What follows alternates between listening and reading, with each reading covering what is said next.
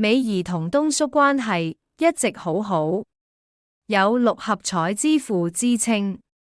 後吳君如父親夏春秋東叔在上周二3月11日離世，年93歲。東叔前新抱江美儀在社交平台二人的舊照作悼念，留言說：永遠懷念你的笑臉，你的笑話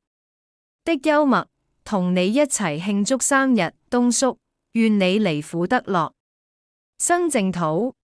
江美儀昨晚17日參與網台直播節目娛樂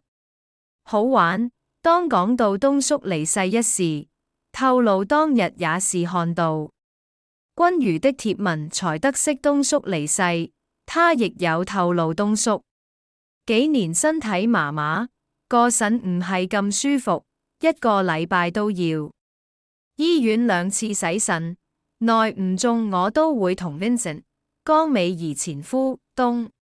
兒子吳君祥問候下東叔點啊，都係咁囉，喺屋企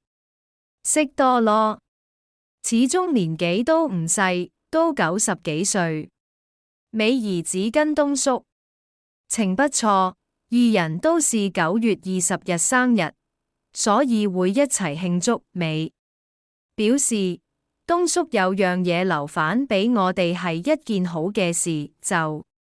佢永遠都好開心，你唔會見到佢唔開心，唔會好憎，永遠都係笑騎騎，成日講笑話俾我哋聽。我覺佢留俾我哋嘅就係佢嘅開心，都係好好嘅禮物。永遠記得佢講埋啲鹹濕笑話，佢嘅幽默，每一次佢食飯都係好開心。